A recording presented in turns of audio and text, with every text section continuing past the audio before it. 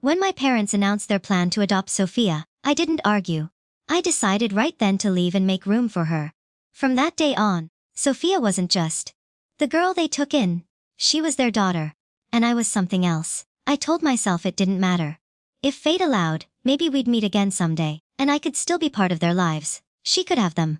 Want my brother? Take him. My first love? By all means steal him too. It was easier to give everything away than to fight for scraps of affection. So when the day of Sophia's first love's wedding arrived, the news didn't sting. At least, not the way it should have.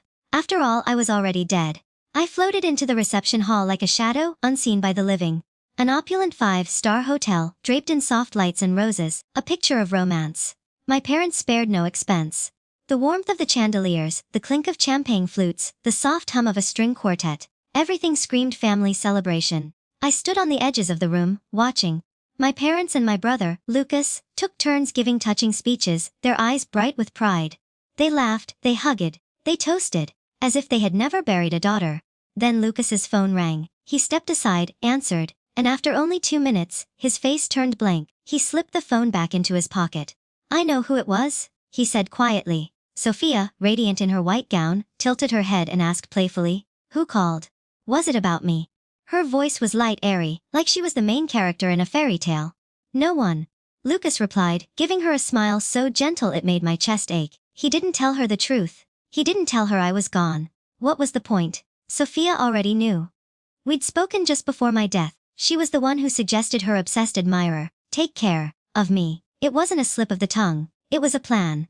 But now here she was, smiling sweetly at Lucas. "Thank you, brother. And thank you Mom and Dad for everything," she said, her voice trembling with fox emotion. "I love you all so much." Even as a ghost, I couldn't stop the words from hissing out of me. Meaningless. Her honeyed tone was nothing but poison dressed in silk. It cost her nothing, and she had everyone under her control. It's no surprise that she succeeded. Lucas cared as he hugged Sophia tightly and gently kissed her on the forehead. "There's no need to thank us, Sophia. You deserve everything." They exchanged happy smiles. I couldn't bear to watch any longer, so I charged forward to kick Lucas, but the scene changed like a movie montage. Following a disorienting experience, I was reborn as a 16-year-old. Sophia, the daughter of a friend of my father, was with us on the day we moved into a riverfront villa. Her biological parents had died in an automobile accident, and no one wanted to adopt her. She spent several years in an orphanage before my father took her in. She had only been with us for 3 months at that point. Despite her tragic past, she remained strong, resilient, kind, and beautiful. Nobody could help but like this person. In just 3 months of living with us, my parents were so moved that they relocated to a riverside villa to ensure Sophia didn't have to stay in the attic. I found myself back in that moment, hearing my father's excited voice. "Okay kids, choose your rooms. Aside from the main bedroom for Mom and me, any room is yours." I recall moving day, when our parents let us choose our rooms. Sophia and I both preferred the south-facing room upstairs, which had a luxurious bathtub and large floor-to-ceiling windows that overlooked the sparkling river. With that in mind, I went straight to the second floor.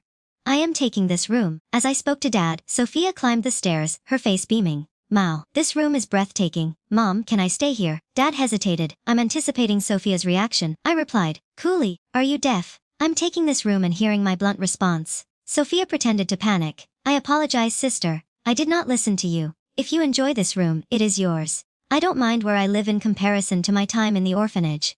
It felt like a different world. You and Dad have been extremely kind to me. I am just worried. I cannot repay you." She kept going back to her sweet, talking act. It sounded fake, but it moved everyone. "You should give Sophia the room and stay downstairs." Dad hesitated and Mom added, "Yeah, the upstairs and downstairs rooms aren't very different. Sophia is pitiful." The same scenario played out with the exact words, but this time I wasn't as shocked or confused as in the previous life. I felt calm. "Dad, remember Mom that I am your real daughter." I said. They exchanged glances. "Dad," I continued, "Mom and I decided to adopt Sophia starting today. Both of you are our daughters." Sophia covered her mouth in disbelief. Tears welled up. "Really? Mom, Dad, do you want to adopt me?" Lucas appeared surprised and thrilled. "You are going to adopt Sophia?" Mom nodded lovingly. "Sophia, I am going to be your mother now." Sophia hugged my mom, tears streaming down her cheeks. "Thank you. Thank you very much. I love you both." I couldn't help but gag a bit.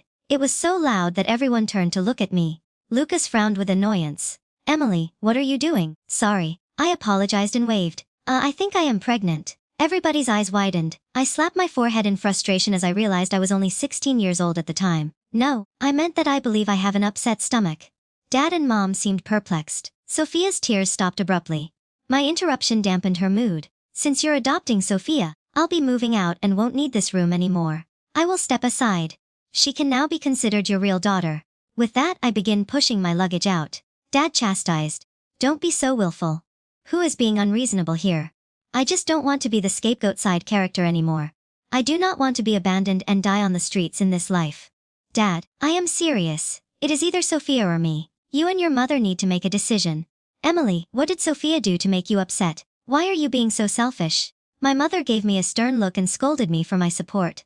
Sophia's emotions flared up again, and her eyes filled with tears.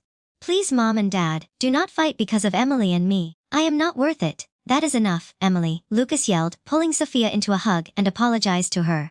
Now I roll my eyes. Of course, she was the central character. Everyone adored. She said a single word, and my brother became her follower.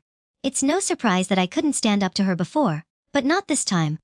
I was not going to be the scapegoat anymore. Can't I walk away from this family? Can I not find my happiness? If they don't want me here, somebody else will. Goodbye, bro. You may apologize to her on your own. I'm out to show my seriousness. Dad frowned. Emily, you are still a minor. We have guardianship over you, true. If I were an adult, the first thing I would do is move out. I would not put up with their nonsense. I'll stay for now, but I have some conditions to meet first. I do not agree to Sophia's adoption. She can stay only temporarily. Second, this is my room. There's no arguing. Dad remained silent, staring at me. After a while he spoke quietly. We've decided, Sophia. We are adopting her. Emily, you've got plenty of room. Why fight Sophia over it? I had expected this, but my heart still hurts. What did I have? Sophia took away everything I thought I had, including my loving parents and brother. If I didn't back down, I'd end up like before, helplessly watching Sophia go over my parents' brother, and even my first love. The day the main character got her happy ending was the day I'd be on the streets. I sighed, realizing there was nothing left to say. Sorry, Dad, but you did not want me. I explained that my life no longer revolves around you. My father eventually became enraged and sternly told Emily, if you walk out that door today, you will never return. Apologize to your father. Otherwise there is nothing I can do for you. My mother glared at me. Sophia, who had been softly leaning against Lucas, widened her eyes and smiled with satisfaction. She did not even try to hide it. I'd seen that smile before when we argued fiercely in the room, yet I still lost. She seemed ecstatic. I lost. I could still remember Sophia's excitement at getting this room. Sis, thank you for being so kind to me. I enjoy it here. She pretended to be grateful, but I could see pride in her eyes. She was glad she had won. Dad and Mom took her and Lucas on trips, but I was left behind. When they returned, I would learn that Sis, Mom, and Dad did not take you because they did not want to distract you from your English exam. Sophia would explain, smiling. You aren't mad.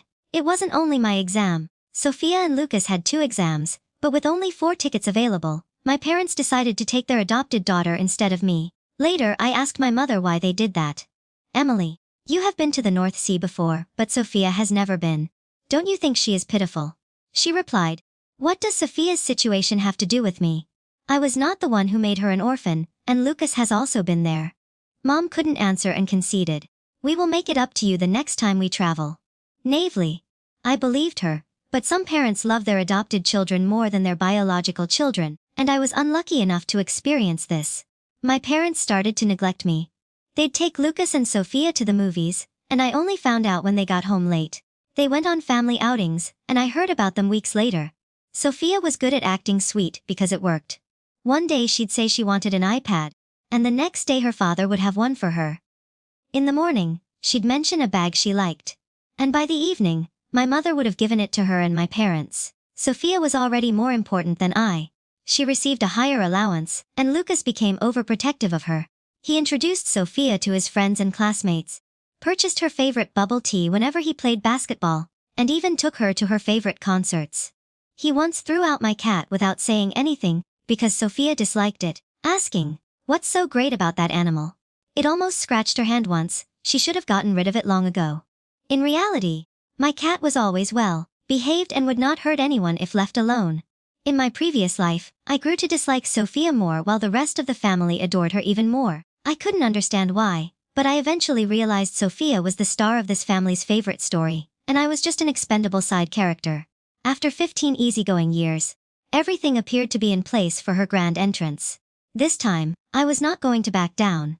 At worst, I'd lose everything, but I wanted to see if she could still have a happy ending. When things didn't go as planned, I was not going to apologize, and it never happened. It happened.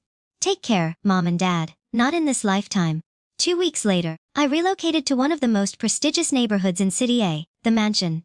Property prices here skyrocketed to 40,000 per square meter, and I discovered what prime real estate truly meant. A woman in an elegant white dress approached me with a friendly smile.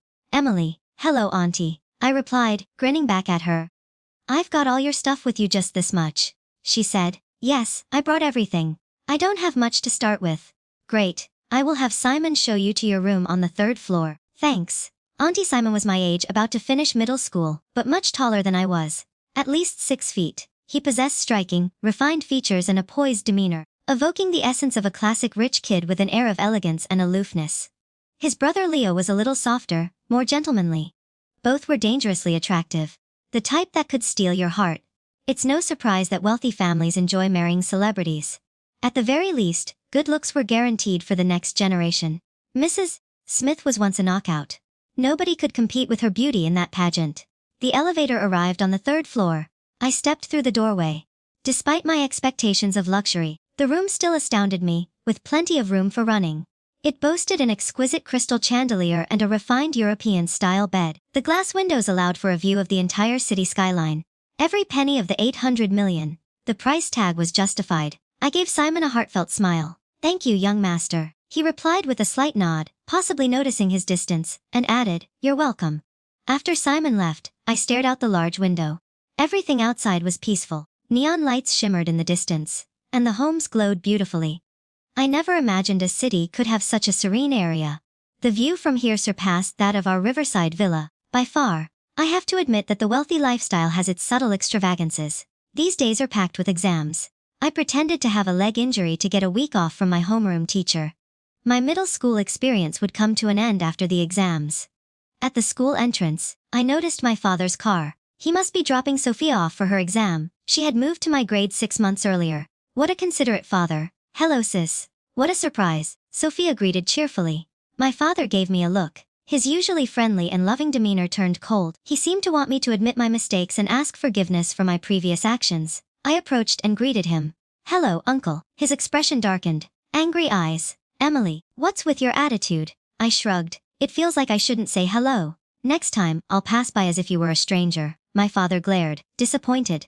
"Emily, if you don't come home in 3 days, don't bother returning."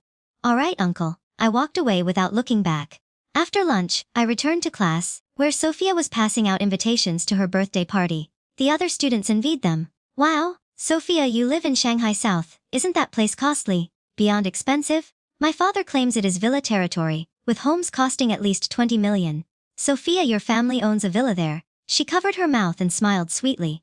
"Yep, it has 2 stories and a view of the river directly across." "Wow, I want to go too. I have never seen a riverfront villa." "I agree. Count me in the class." I was buzzing with excitement. Sophia soon came over with an invitation, looking pleased. "Sis, are you attending my birthday party with confidence?" Look, I accepted the invitation without hesitation. "Sure thing." Her smile froze as she clung to the invitation, unable to let go. Sophia intended to embarrass me, perhaps to brag a little. She did not want me at her party. If I casually interacted with my parents there, my status as a foster daughter would be revealed. She couldn't risk it. I teased her. "Aren't you inviting me? Let go already." Sophia forced a smile. "If you're busy, you don't have to come." "Who says I am busy? Am I free as a bird?" Her hand remained tightly gripped, appearing conflicted. "I'm just worried that if you come, it will upset Mom and Dad. They've been happier recently." I replied with a cold smile. "Aren't you overstepping? They are my biological parents." Sophia gave me an intense stare, and my fake smile faltered. She stopped pretending. "You probably don't know, but Mom and Dad have decided I'll attend Kitty Academy for high school. Because you chose to leave this family, you should remain away. Why embarrass yourself by returning?" In my previous life, her words did not shock me. Sophia also attended Kitty High School, a prestigious institution known for its high tuition and exceptional faculty. The fees were 30,000 per semester, for a total of 60,000 annually. Lucas, who was a year ahead of us, also attended. Both of them cost more than 100,000 per year in tuition alone. Why am I mentioning both? Because I am not there. I attended a fairly ordinary high school because my grades were good, while Sophia's were not. Emily, you have good grades. It does not matter where you go. Sophia's experience is different. If she does not excel in these 3 years, she will not be accepted into college. I heard Kitty High School has excellent teachers, so Mom, Dad, and I decided to transfer Sophia there. Those were my biological mother's words in a previous life. My biological parents did this to me. I cried, protested, and went on a hunger strike, but they stood firm. Finally, they enrolled Sophia in Kitty Academy. Nobody would believe if I told them. They sent their adopted daughter to a high school that cost $60 per year, while their biological daughter went to a public school that cost $4,000. This is the most unbelievable part. Nobody in the family believed it was wrong. Listening to Lucas and Sophia talk about their elite school experiences over dinner was excruciating. Later, I decided to board at school and never go home. End of flashback. I was about to make a cutting remark to Sophia when a familiar voice interrupted. Sophia's eyes were filled with emotion, and a strange expression appeared on her face. The next moment, she stumbled backwards. As Daniel urgently requested, "Emily, what have you done?" I had to admit that manipulative Sophia had a few tricks up her sleeve. She set me up again, this time with Daniel assisting her. Sophia wept as she told Daniel that all she wanted to do was invite my sister to my birthday party and help her clear things up with Mom and Dad so she could move back in. She explained, but then abruptly shoved me to the ground. Daniel gave me a hard stare, his tone full of disapproval. "Emily, are you out of your mind? Looking at my former first love, who was once so close to me but now treated me with such contempt, made me feel cold inside." "Yeah, have you got any medications?" I replied to Frosty. He paused briefly before snapping. "I am warning you not to mess with Sophia at school. She is not someone to bully, and which of your eyes witnessed me bullying her?" "Both of them, Daniel." "That's fine." Sophia tugged on his arm, biting her lip and looking pitiful. "Emily is probably still upset that I showed you your love letter." "I apologize, Emily. I did not mean to. If you like Daniel, he should know." Daniel's eyes widened as he realized his tone had become even more scornful. "Emily, there is no chance between us. Sophia is the one I like, stop deluding yourself." Whispers echoed around us. Some faces were pleased with my situation. "So, what is happening?" Emily confessed to Daniel and was rejected. What a drama, first love versus fate. Well, this drama is something else. I looked at Sophia. Her face was innocent, like a doe, but her eyes were smug and daring. She had been staying at our house for 2 months when she took a love letter from my room and delivered it to Daniel. I intended to use the letter to confess my feelings to Daniel, but it never arrived for a variety of reasons. Sophia took it without my permission and delivered it, claiming that if you like someone, you should tell the world. It appeared that she genuinely thought I was a fool to be toyed with. Oh, the heroine is a spoiled protagonist. Drama, huh, fine, let us have a little showdown then. After 2 months of summer break, the new school year began. Luxury cars were parked in front of Kitty Academy, dropping off students for the start of the year. Walter respectfully opened Simon's car door before approaching to assist me. No need for Walter. I got it. I smiled at him and got out of the Bentley. I walked over to Simon and purposefully linked my arms with his, which surprised him slightly. I raised an eyebrow. "What? Simon?" Simon's handsome face quickly regained its composure, allowing me to take his arm. "Nothing. Many new students are noticing us whispering amongst ourselves. Oh my goodness. Who's that guy? He's just my type. Quick. I need all of his information in 3 minutes. Who is the girl next to him? She cannot be his girlfriend. I feel like I'm having my heart broken. She is probably his sister. Didn't she call him Simon?" Simon's presence was so noticeable that he stood out on the first day. Naturally, everyone quickly learned about him, and after the first class, I became a popular topic of conversation. Fiona, my deskmate, was practically bursting with curiosity and eager to ask me questions. "Emily, are you and Simon siblings?" "Nope, I am adopted," I responded. Honestly, her face lit up with excitement. "Wow, you're incredibly fortunate to be adopted by the wife of our school board president. Do they need another child? I'd love to be adopted too." I couldn't help laughing. "Okay, I'll ask my mother tonight if the director's wife does not need another child. Can you ask your second brother if he is looking for a girlfriend? I can handle any style, mature, cute, or girl, next door, whatever you prefer." Fiona's eyes twinkled with enthusiasm. "Not a problem. And if your second brother doesn't like my style, please ask your older brother. I've had a crush on him for a very long time, basically from a previous life. Please give me the chance to be your sister-in-law." "Girl, aren't you being a little greedy?" Before I knew it, it was lunchtime. The majority of the girls in class quickly became acquainted with me, and several requested to have lunch with me. I had no idea making friends could be so easy, even though I hadn't accomplished much. They treated me like a key figure. During lunch, the seats to my left, right, and across from me were all taken.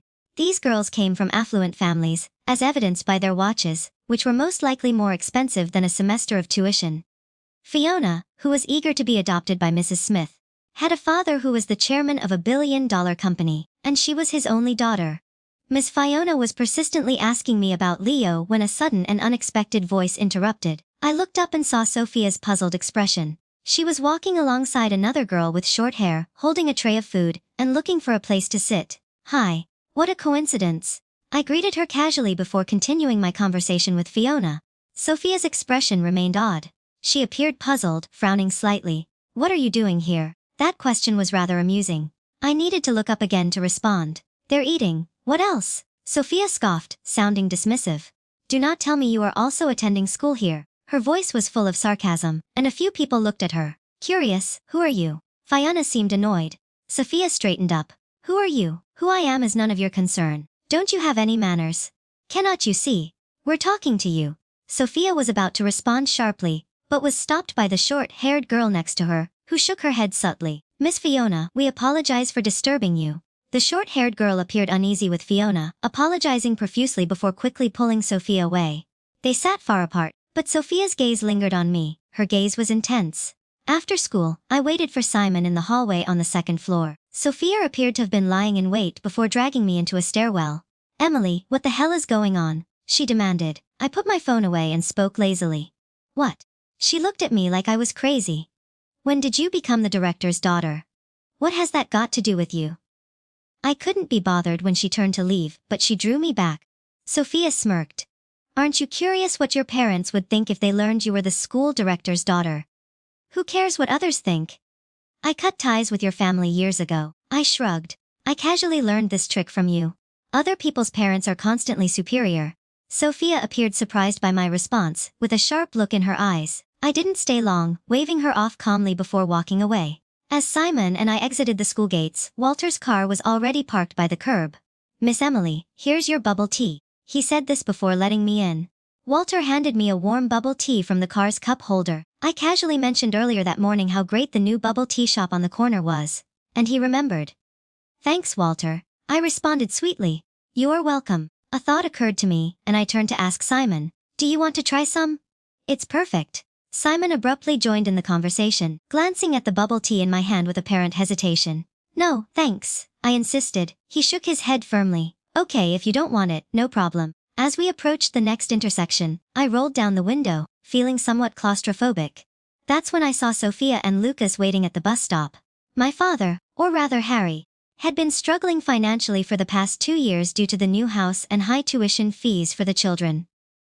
He couldn't afford a chauffeur anymore, leaving Sophia and Lucas to rely on public transportation.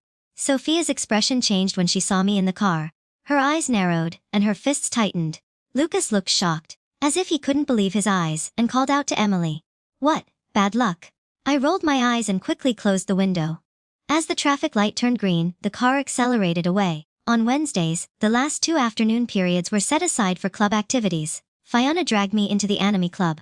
I did not intend to do much, just hang out. The club president, a senior with glasses, announced that she would be busy preparing for her college entrance exams this year and would require assistance with daily tasks.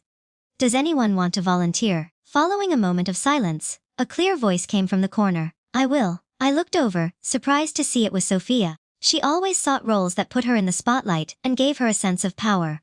Okay, it's decided, and the president announced it right away. Once everyone had settled, she mentioned that every new school year, Kitty Academy's anime club hosts a cosplay event, and this year was no exception. Today's meeting was to decide on the event's location. The room quickly filled with suggestions. Some preferred to rent a hotel, while others considered a boat. Why not use my place? Sophia chimed in again. She enjoyed bragging about her family's new riverside villa just as much as before. I internally scoffed. She was supposed to be the story's pampered protagonist. However, her perspective was as shallow as a kiddie pool. She appeared oblivious to the distance between herself and the others. The president agreed without hesitation to Sophia's proposal. After all, renting a venue costs money, so why not take advantage of a free location? Since the cosplay party was scheduled to take place at Emily's house, I knew I wouldn't go. At our anime club's second event, I heard members collectively complain that her house is smaller than my garage. How could she possibly suggest it? There was not a single servant to assist with anything. Furthermore, her driver was unavailable because my father's car was involved in an accident that night, necessitating the filing of a report. I asked Sophia if her driver could give me a ride home, but she said they didn't have a driver. Could you imagine? I ended up getting home in a bunny costume via a rideshare app, which was embarrassing and lame. I wasted my custom Korean outfit and left. After 3 minutes, the girls walked out of the bathroom, grumbling. I turned on the faucet and noticed Sophia emerge from the stall. Her face was dark with shame and anger. Our gazes met. Her expression became even more sour. I remained composed, finished washing my hands, and prepared to leave. When Emily abruptly stopped me, I paused and looked at her coldly. Sophia kept her stance, displaying her disdain. Even if I make a mistake, I'm still far superior to you. My mother loves me, my father adores me, and my brother spoils me. What have you got? She was upset, but she directed it at me. What kind of nerve do you have? Those broken parents only have you as a treasure. Everyone has a brother. Lucas could not even impress Simon. They would find his tongue too rough. If you met my older brother, Leo, you'd realize Lucas isn't worth the worms in a latrine. Sophia's face contorted with hatred. She glared at me fiercely. I enjoyed watching her reaction. People should understand their place and avoid forcing themselves into situations where they do not belong. Our Dante Academy has its hierarchy, and she must realize her position correctly. Sophia was furious and attempted to hit me, but I grabbed her wrist. You should think twice before provoking me, she said, biting her lip and remaining motionless. I scoffed with contempt. The backlash was so intense that the president was forced to announce that the anime club would host the cosplay party again. Everyone eagerly agreed, hoping that this would be their last chance to make it big. At Dante High School, the club members cheered and discussed ideas. If someone could provide us with a venue, that would be ideal, but it needs to be large enough. Our president learned from his previous scolding. Fiona gave me a bright look. Emily, why don't you ask the school director's wife if we can host the party at your home? I've always wanted to see the prestigious #1 mansion. Could you make my dream come true? Her joking expression made me smile, and after some thought I nodded. Okay, I will ask my mother. She was stunned. Are you serious? Yeah. Our facility is large enough to meet the president's requirements. Fiona screamed with excitement. It's the #1 mansion. Of course, the houses are spacious. There is never less than 2,000 square feet. The president was thrilled. Emily, would you let us host the party at your home? I need to check with my mom first, but everything should be fine. The room erupted into cheers. They were discussing their outfits with excitement. Emily, what character does your older brother like? Please let me know right away. Fiona enthusiastically shook my arm. He likes Elsa. I lied, really? Yeah. How about your second brother? He likes Anna. Everyone sighed with relief. I had no idea those casual comments would energize the girls like a shot of adrenaline. Mrs. Smith readily agreed to my request and asked which character I'd be cosplaying. I haven't decided yet. How about your classmates? Maybe Elsa and Anna from the Disney princesses. Okay, I will arrange dresses that will impress everyone. Smith patted my shoulder with confidence. Thanks, ma'am. I responded cautiously, nothing too extravagant. I don't want to be overwhelmed. Not a problem. Can I cosplay the evil queen? Her playful side comes out. Every woman, regardless of age, has a young heart. I laughed. Of course. She quickly shifted. Focus. How about Princess Aurora? A proper love kiss to awaken her is so romantic. I will even find you a handsome prince. Cinderella is also nice. Thanks, Mrs. Smith. I sincerely expressed my appreciation. What a silly kid. She chuckled and patted my forehead. They are the ones who should thank me. On the night of the party, Lucas' house was transformed into a Frozen launch party. Princesses Elsa and Anna were everywhere. I was amazed when Fiona made a grand entrance dressed exactly like Elsa. Emily, you look stunning, today. Which princess are you playing? Sleeping Beauty. Oh my, this dress is fantastic. It's almost blinding and seems familiar. Do not say that. I can't even look at myself in the mirror. Despite repeatedly warning Mrs. Smith not to make the dress too extravagant. She didn't listen.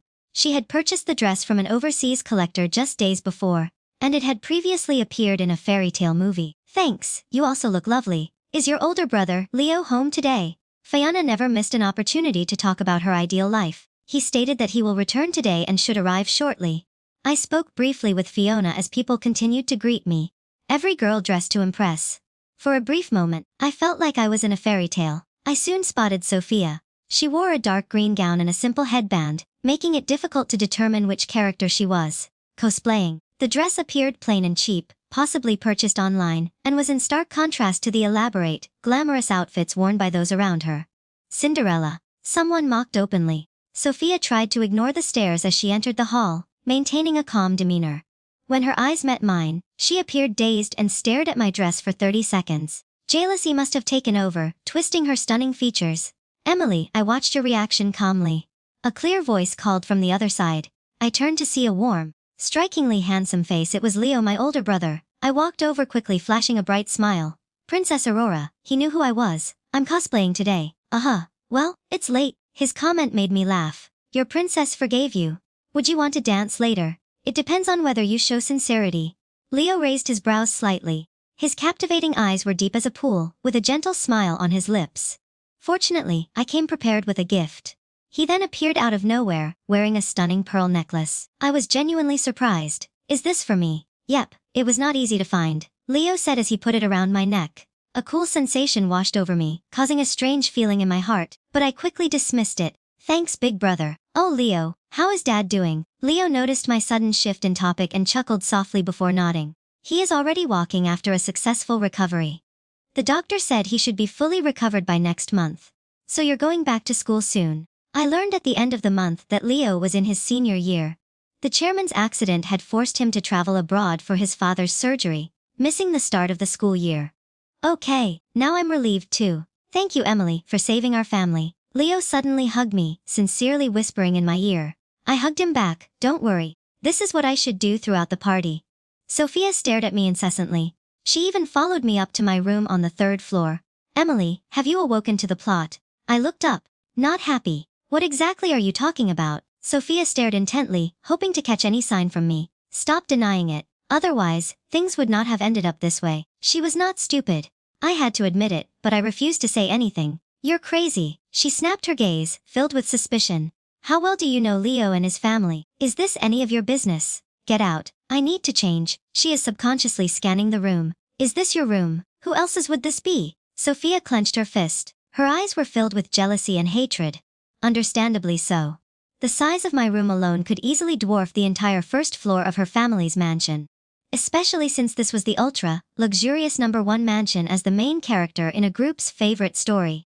She couldn't stand a supporting character, turning the tables and outshining her lead role. "I could guess without you saying that you saved Leo's father, didn't you? Well done on changing the fortunes of the wealthiest family in City A. What other explanation could there be if you hadn't become aware of the plot? A minor character. Not only do they deviate from the main storyline, but they also rebel." "Emily, I've taken something from you before, and I can do so again." Sophia didn't bother concealing her dislike for me. Her expression was dark and fierce, directly challenging me. I chuckled as I cast a casual glance at her. "What is the matter? I'm already tired of having perfect parents. I thought you genuinely cared about them. They would be devastated to learn this. Your proper match is Daniel Lucas, the sister. Khan plays a secondary male role in the plot. You're supposed to marry Daniel once he graduates and live happily ever after. Are you truly willing to abandon the comfortable, easy path and forcefully change the story, unafraid of chaos?" Sophia remained still, her eyes locked on mine, as if she could see right through me. "You have truly awakened." "Yeah." So I responded coldly, a side character dreaming of changing the ending. "If there's a will, there's a way. I changed the plot, and everything is fine. I will not let you win." "Who do you think you are?" Sophia, the main character, became flustered and angry. The world should be centered around me. My sarcasm must have been obvious, or her expression would not have been as sore. "Once you've finished talking, leave. I need to make changes." I changed into a stunning green ball gown and went downstairs while soft piano music played. Leo and I danced together. I soaked up all of the attention in the room. Every girl looked at me with envy. After the song, Amy approached me with envy and curiosity. "You and Leo make an adorable couple." "Come on, he's my older brother. Well, not by blood, and his attitude toward you isn't brotherly."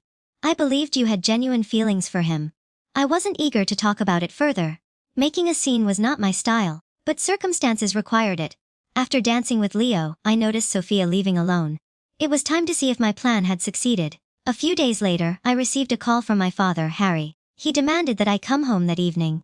This was the first time he had contacted me in 7 months. Walter dropped me at the front door.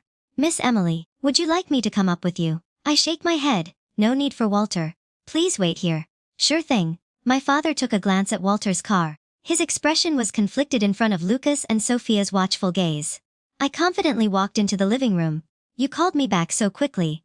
What's happening? My mother approached with a warm, caring smile. It is nothing, Emily. We had just missed you and wanted to have dinner together. So, where were you all this time? Are you okay? After being gone for more than 3 months, she finally asked.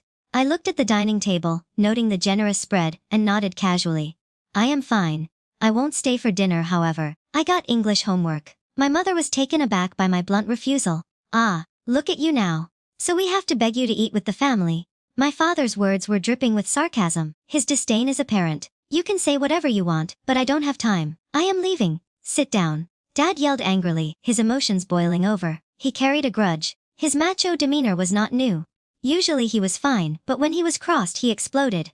All this time, he probably assumed I'd be miserable outside and come begging back. Bad luck. I was doing wonderfully, even with a new family to call mother and father. He was probably furious. I sat at the table, intrigued by their intentions rather than afraid of them. So you live in one pavilion? Yep. How did you end up with the Smith family? I met the chairman after he fell on a hike. I helped him, and his father scoffed. So you recently adopted them as your new parents? I had nowhere else to go.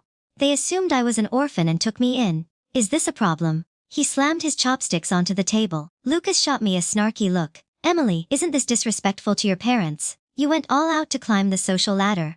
I wanted to. Sophia, what's it to you? With her innocent gaze, I spoke softly. Brother, do not say that. I am sure Emily had her reasons. I nodded. I certainly did. There are some huge places. The sun is beautiful and Mrs. Smith is stunning. I've always wanted a mother like her. They all appeared visibly upset. My mother seemed to be hurt. Emily, your mother. I apologize. As you mentioned, you liked Sophia at first sight and wished she could be your daughter. I liked Mrs. Smith, Dolly. She's stunning and elegant. I wanted a mother like that. Do you understand? Right? My mother remained silent enough. Emily, have you gone back to ignoring your parents? Lucas couldn't take it any longer and yelled, not just speaking the truth to his brothers like Simon and Leo. Who would remember you? His face turned red with rage, his lips pressed together, and he was speechless. Seeing the silence, I put down my chopsticks. Sorry for ruining the dinner. I will leave, Emily. My mother finally intervened. What? She hesitated before saying, I apologize. We ignored you. Will you forgive us? Of course. I smiled with no emotion. She sighed in relief. You have been living with the chairman for a while. They must have found it inconvenient. Your father and I would like to visit and thank them. Can we set a time? No need. My father, the chairman, is abroad. Mrs. Smith, on the other hand, is always busy at work and has no time for visitors. If you haven't asked, how do you know they're unavailable? Because I do not want to arrange it. My mother frowned. Displeased. Why not? Are you just visiting with friends, or do you have other reasons? Anyone could tell she had paused. Surprised. What is that supposed to mean? Do you understand what I mean? Emily, we've raised you for years, and this is how you repay us. My father's face turned cold as he spoke again, and I rubbed my forehead and laughed. Coldly, you are my birth parents. Yeah. But do you think you deserve a medal for raising me through middle school? Do not worry.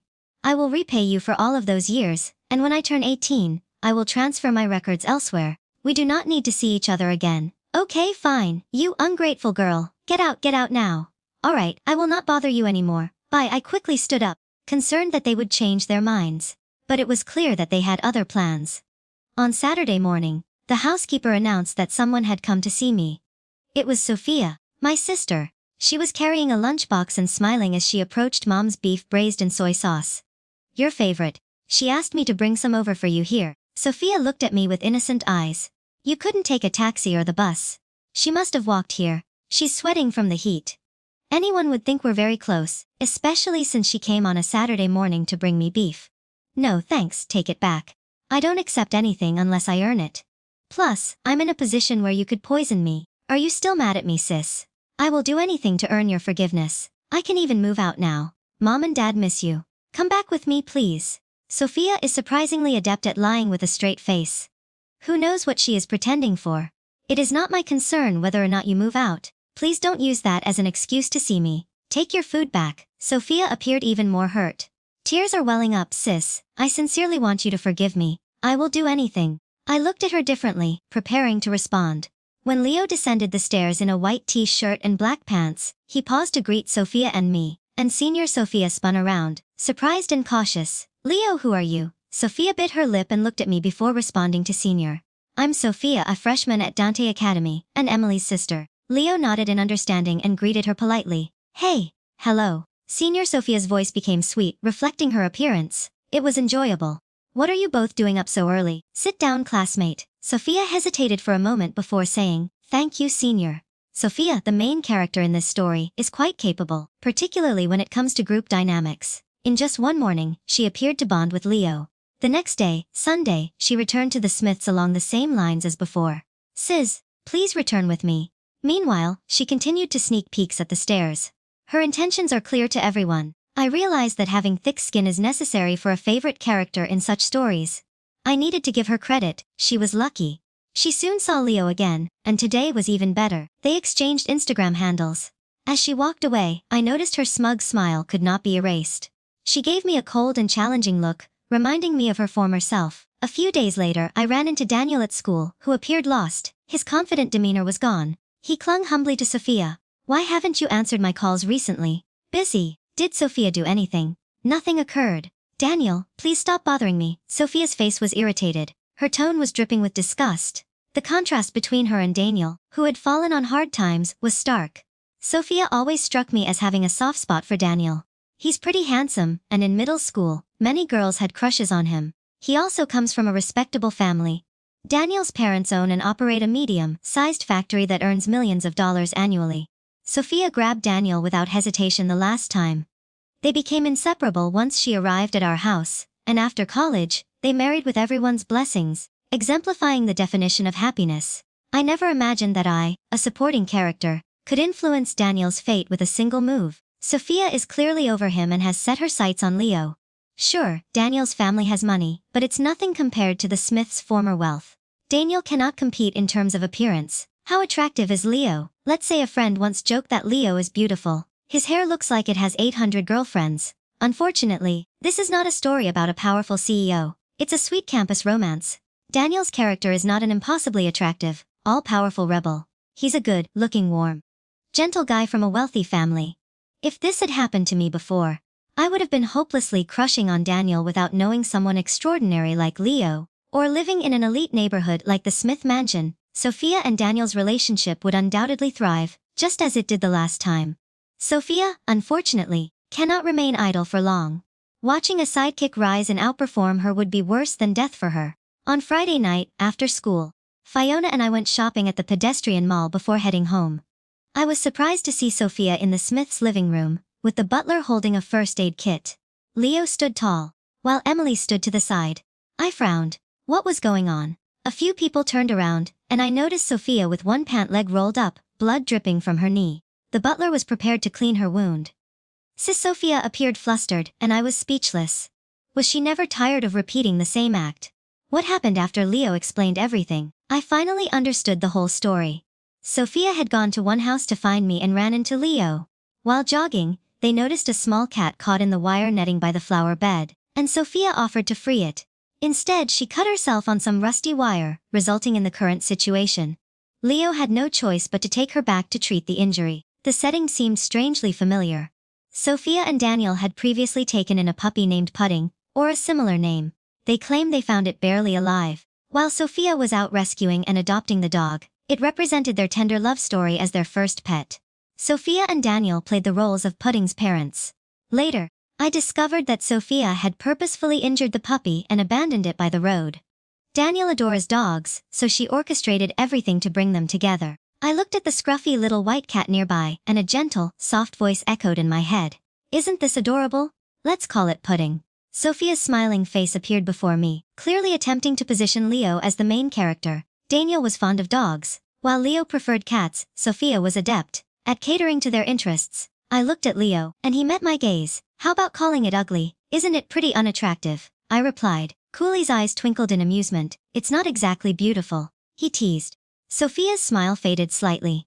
Her expression stiffened, and the little cat stayed with the Smiths, becoming Sophia's little helper, resulting in more frequent visits to the same residence. Even Mrs. Smith became acquainted with her. While chatting with Sophia, I frequently heard voices in the garden saying, "Pudding. Come here, to mommy." It wouldn't be long before Sophia mentioned pudding. Go to daddy. One evening, I noticed Simon boldly playing with the unattractive cat. "Bro, what brand of cat food did you give him last time? She appears to like it." Sophia responded with her usual playful tone, realizing what she had said. A shy expression appeared on her face. "Sorry, Simon. Can I call you bro as my sister does?" Simon nodded casually. She responded with a bright smile. I paused in mid-step, realizing Sophia's ambitions were greater than I had anticipated. She didn't want Leo to be the only focus. She also intended for Simon to take Lucas' place. She was attempting to involve both brothers and strengthen my position as Sophia prepared to leave. I summoned her upstairs. "I'm coming back with you," I said. "What?" She looked up slowly. "Didn't you ask me to move back?" I agreed. "Help me with my bag so you don't have any more excuses to stay here." Sophia laughed as if she had heard an excellent joke. Arms crossed, appearing arrogant and defiant. "Emily, are you asking me to help you move your bags? I want you to know that one day I will live here." Her facade had finally fallen. "Lot of talk," I sneered. "Nice dream. You are quite the drama queen. I've never met anyone more shameless. Don't you know where that cat came from?" "So, what, Emily? I said I could handle your first, so I'll take your second. I'm tired of your place anyway. One place suits me better. It is where I belong." "You're correct. Compared to Leo, your brother Lucas is worse than a maggot in a pit. You can have Daniel back. I am done. Let's swap places. You go to Emily's house and I will visit the Smiths. I've never met anyone more shameless in my life." Sophia responded. "My temple is throbbing. I will not let you have your way." She laughed proudly.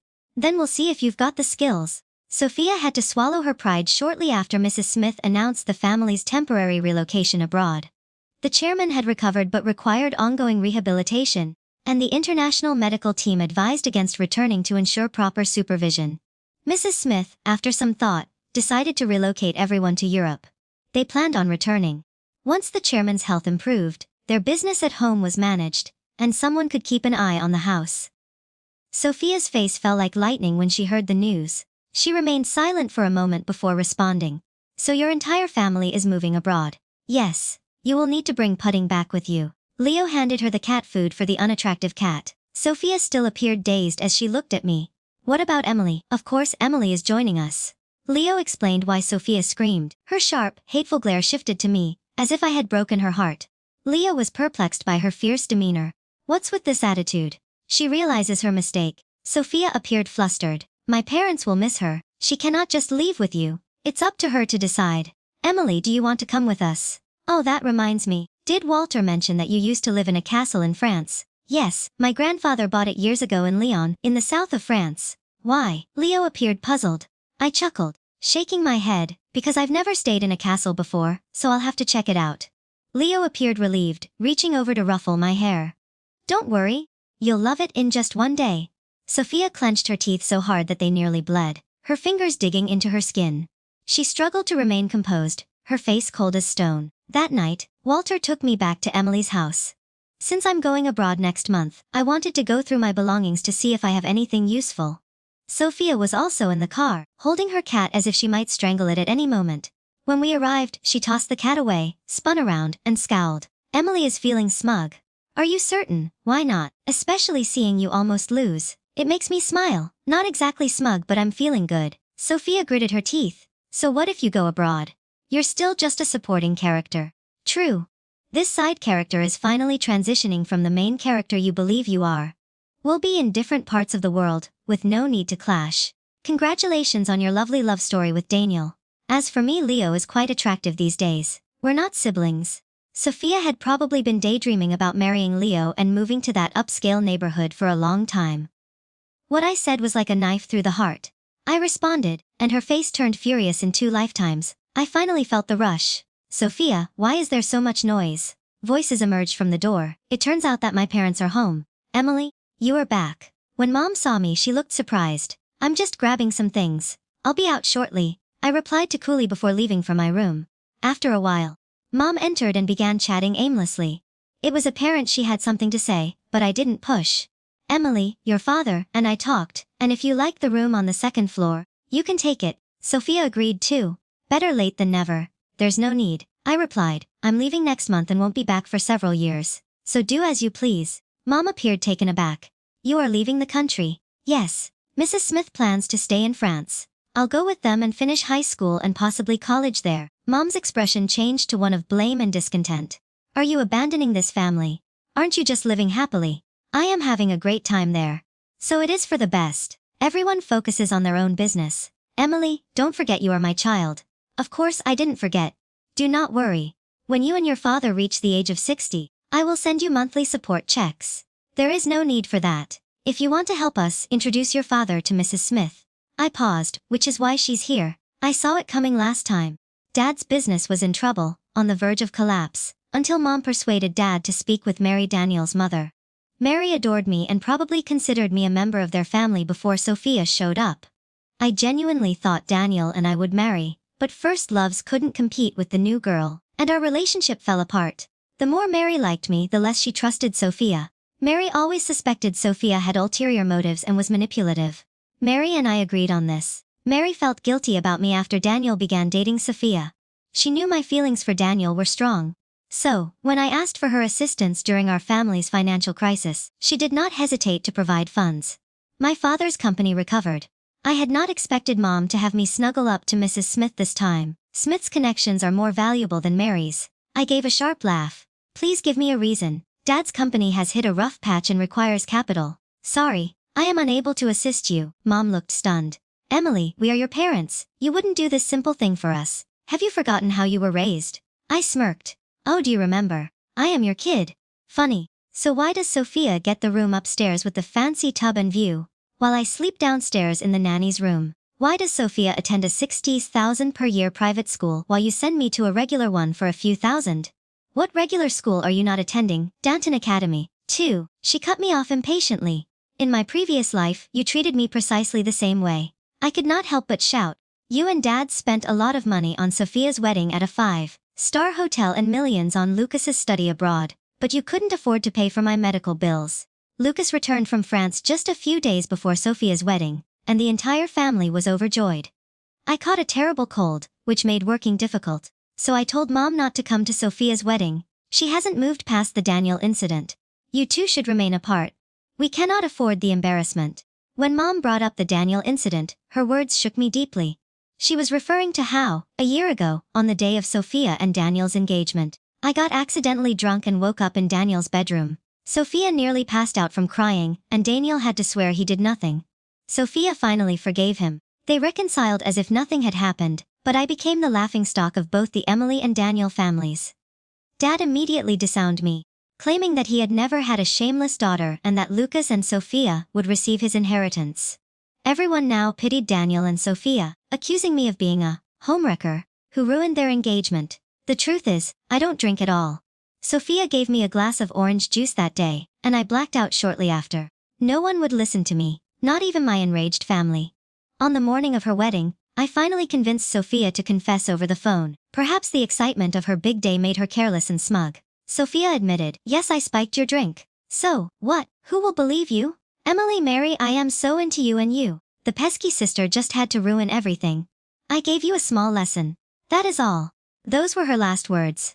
Let's see if you're still smiling at your wedding in a bit. She realized she was being recorded. Sophia panicked quickly. In the end, she went all out with her deranged admirer. Kill me. I died alone, silently, in a filthy back alley. Reflecting on my past, pathetic self, rage consumed me. Mom gave me a disgusted expression. Have you lost it, talking nonsense? I eventually calmed down. Why do you think Mrs. Smith would help you? Simply because I introduced her. I don't want to get into your mess. Take care of it yourself. Ignoring Mother's words, I quickly sent Mary a video and then turned off my phone for a week, telling the housekeeper not to let anyone from Manor 1 see me. Just 2 weeks after Dad declared bankruptcy, the South Mansion was quickly listed for sale online at an absurdly low price, and the family decided to relocate to the countryside to avoid their creditors. Understanding her predicament, Sophia attempted to return and locate Daniel, only to discover that he had already fled the country, leaving no clues as to his whereabouts. Sophia, desperate, reached out to Mary, but was met with a cold stare. This was due to the video she had sent. Daniel was shown on video pleading with Sophia while kneeling. Sophia was dating Leo and had recently broken up with Daniel after promising to be with him. However, Daniel became obsessed and refused to let go, and Sophia unintentionally filmed him at our doorstep, humiliating her son. Mary, who had never liked Sophia, was furious. She immediately expelled Daniel from school and arranged for him to travel abroad. When Dad and Mom asked for help again, the proud Mary cut all ties with the Emily family. This sequence of events resulted in Dad's bankruptcy. After hearing the news, I remained relatively calm, believing that our families had long since become estranged. On Friday, I saw Dad at the school entrance. He looked exhausted, as if he'd aged a decade. Overnight, their family's Benz was replaced with an ordinary, unremarkable vehicle. Dad was there to transfer Lucas and Sophia to new schools, signaling their move to the countryside. Lucas appeared depressed and defeated during his high school years. While Sophia appeared composed, I knew she was only hiding her true feelings as the main female character in this drama. Sophia had finally gotten herself into serious trouble. All she had to do was avoid complications, and Daniel would have been hers easily. Even if Mary disliked her, that wouldn't have stopped her from marrying Daniel immediately after college and becoming his spoiled wife, living a life of luxury with afternoon teas and endless shopping trips with friends. All of that had become a fantasy. Sophia was back at square one after attempting to leave the small-town orphanage, only to be forced to return to her origins. She must be crying internally. When my father saw me, he didn't seem pleased, but when he saw Simon with me, he remained silent. Walter's car had arrived already. As I approached and closed the car door, Sophia's gaze sent shivers down my spine. Seriously, she looked like a venomous snake, staring at me coldly. It was freezing. I immediately called Lucas and warned him about Sophia, Emily's intentions. "What do you want?" Now I could hear the rage in his voice. "What do you mean? What do I want? Our entire family is ruined because of you, and you continue to mock us. We've heard you're going abroad, fine. Please don't contact us again." I was about to hang up, but paused to ask, "What exactly do you mean by ruined by me?" Lucas scoffed. "You are something else, Emily. Mom and Dad raised you, but you just watched us go bankrupt and did nothing. Let us see how your attitude works for you." I replied, "Don't worry. I've seen worse. Your current situation is what you deserve." Click. The call ended on Saturday.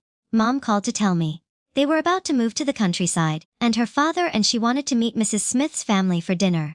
"You've been living with them and plan to travel abroad soon. They do not give up, do they?" I replied. "There's no need. They're busy. How could they be so busy? I promise. We just wanted to say thanks." Could there be a pause on the other end? "Emily, I have been thinking a lot and feeling bad. Before you leave, I'd like to apologize and thank Mrs. Smith sincerely. No strings attached. Can you help us with that in a moment? Mrs. Smith will not be home this week," I explained. "Let me check if Leo is available." "Fine, as long as we express our gratitude clearly." The following day, Lucas sent me the address of a farm. Before leaving, I hesitated and pulled Leo aside. "You do not have to come, I can go alone." He smiled slightly. "Just a dinner with your family." "Are you nervous?" I exhaled. "They are up to no good. Ask you for money. Please ignore them." Leo nodded. "Okay, I will follow your lead since it was dinner." We arrived at the farm in the evening. Mom greeted Leo warmly and Dad even smiled.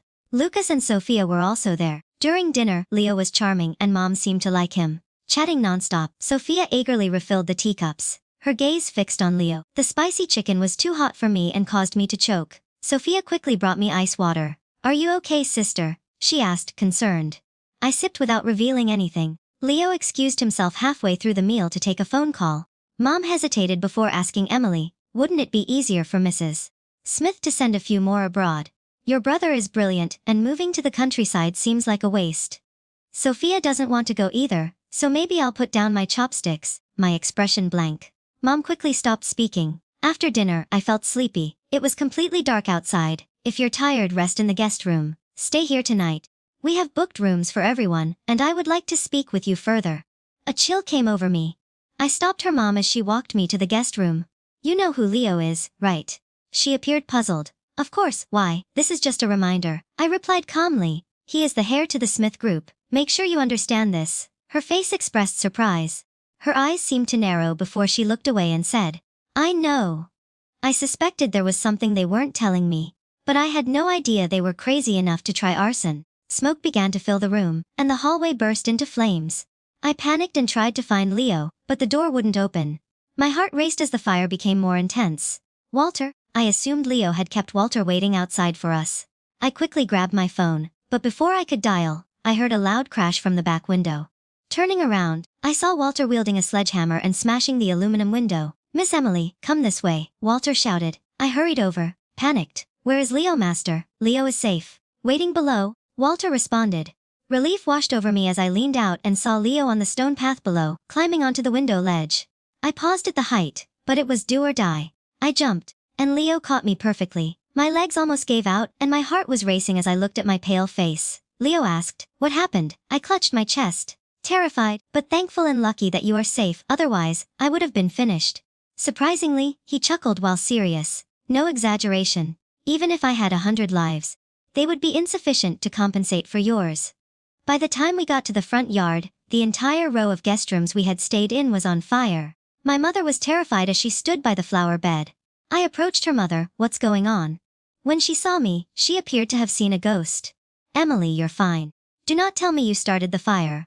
My mother's eyes filled with tears as she shook her head. "We were frantic and didn't mean to." Of course, my hair was on end. "Are you insane now that you've heard that?" She burst into tears. It was Sophia. Sophia explained that they started the fire to stage a rescue and save Leo, hoping that Mrs. Smith would send her and Lucas overseas. She also mentioned that Leo had saved the chairman through sheer luck. We had not expected the wind to be so strong or the fire to be so intense tonight. I couldn't believe Sophia's folly, but it wasn't surprising given her tendency to think that way. We're a dad, and Lucas went to get help to put out the fire. The fire was too large to control, so they waited for the fire trucks. Fortunately, Leo had called 911 before. Soon, I saw Dad and Lucas stumbling towards us, pale as ghosts. They were too shocked to talk. Where is Sophia?" My mother suddenly asked Father, and my son froze. Sophia did not make it out. Silence filled the room, strangely intense. I liked it. She might have burned to death. The 3 people across from me trembled visibly. If only she had burned to death. "But if others are harmed, Dad, you will face prison time. You've seen the news reports, correct?" Like a snapped string, Harry and his father both collapsed. "This is bad news. Sophia did not die in the fire. Good news, she survived but was severely scarred, with burns covering 70% of her body and the loss of several fingers. No matter how genuine Daniel's love was, he might be discouraged if he ever attempted to break free from Mary's control and return to her." Others were uncertain, but Daniel was undeniably superficial. My parents were unharmed by the fire, but the farm suffered significant damage. The owner quickly filed charges against them. Dad, the mastermind, and Mom. The accomplice faced 3 to 10 years in prison. Lucas escaped prison, although the specifics were unclear. My parents took the majority of the blame, and he was only a few months away from adulthood. However, the massive debt went unpaid. The farm owner was not charitable and forced them to work off their debt. Proud and arrogant, Lucas could no longer take pride in his accomplishments, and was now just another face in the crowd. I visited Sophia in the hospital while she was wrapped like a mummy. She was barely recognizable. When she saw me, she panicked and made a big deal about her bandaged face. I couldn't see her face, but her angry eyes betrayed her. I shook my head internally. "I just came to know how you're doing. I will not bother you again. Our feud ends here. I suppose you attempted to burn me alive that night. Otherwise, my doors and windows would not have been stuck shut. Perhaps this is karma for your misdeeds. Try to enjoy the rest of your life, even though it appears unlikely. Each of us won 1 round, so we'll call it even and move on." "Oops, I forgot you were missing some hands." Her anguished cries filled the hospital room. A nurse came over to check on her, and I quickly apologized. "Sorry." I was trying to comfort her, but she became too upset. Walter's car was waiting outside when I left the hospital. They say it's easy to become accustomed to luxury, but difficult to return to simplicity. Sophia had been living like a little princess for a while, and it would be difficult for her to settle back into one place. I started packing my things. Honestly, there wasn't much to pack besides clothes and toiletries. I planned to leave once Mrs. Smith returned and had already started looking for places online. I was not going to pay Lucas debts. Not 1 cent. Renting a small studio should be manageable in terms of tuition. After this semester, I needed to transfer immediately because I couldn't afford the Dante Academy fees. A knock at the door interrupted my thoughts. "Come inside." It was Leo. His eyes shifted to the packed bags on my bed, and he frowned slightly. "What are you doing now?" I smiled. "Nothing. Just cleaning up while you're moving out." That's why Leo looked at me. "Seriously? You're not at ease living here?" "No, not that. It is quite the opposite. It's too comfortable, and I'm worried I won't be able to deal with the difference later. Besides, I don't have any reason to stay here anymore. Anyway, thank you for everything recently. However, all good things must come to an end. It's about time I left." Leo paused, his expression softening. "Where are you planning to relocate?" "Not sure yet. Still searching. You can stay here for as long as you want. It's convenient for school, and you're in the same grade as Simon. I'll transfer next semester. His eyes seemed puzzled. Why such a naive, wealthy child? I was about to explain, but Leo appeared to understand that the Dante Academy awards several full scholarships each year. You would not need to transfer. Really? That is news to me. If I received a scholarship, I would avoid transferring. Regarding living here, I genuinely dislike being indebted to others. Mrs. Smith and I both benefited from our initial stay here. I saved the chairman, and she helped me exact my revenge. We're even, as he once said, like characters in a book. You're the supporting character, and I'm an unnamed extra.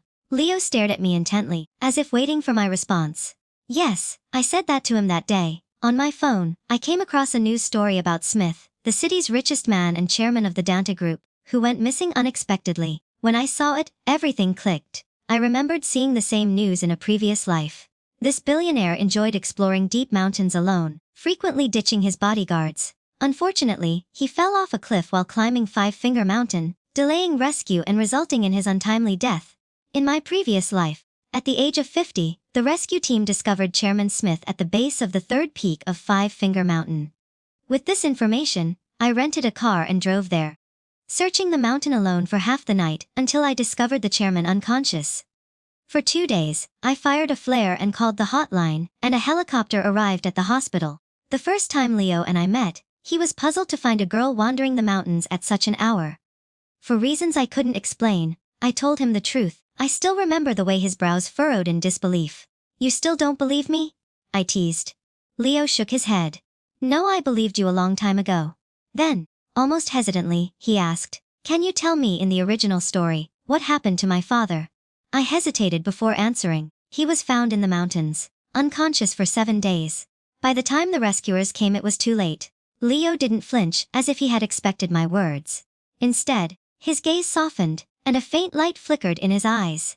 Emily, you may never truly understand what my father means to me, to my family. You can stay with us for as long as you wish. And ask me for anything. I knew it wasn't a confession of love, just heartfelt gratitude. Still, anything I want, sounded dangerously tempting. What if one day, I asked him to be my boyfriend? The thought made my heart race. But I said nothing. I simply stayed, because who could resist Leo's gentle voice? So I lived in mansion number 1 until I graduated high school. By some twist of fate, I ended up studying abroad in France the same year as Simon, at the same prestigious university Lucas had attended in my previous life. On my first day, I wandered the charming campus, its cobblestone paths and ivy-covered walls glowing in the afternoon sun. Leo, ever the perfectionist, took a few photos of me that were so beautiful he couldn't resist posting them online. Hours later, Lucas, whom I hadn't spoken to in years, suddenly appeared in my notifications. I didn't respond. I didn't feel anything. He was just a stranger now. Our lives were like two lines that had once crossed, but now moved steadily, irreversibly, apart.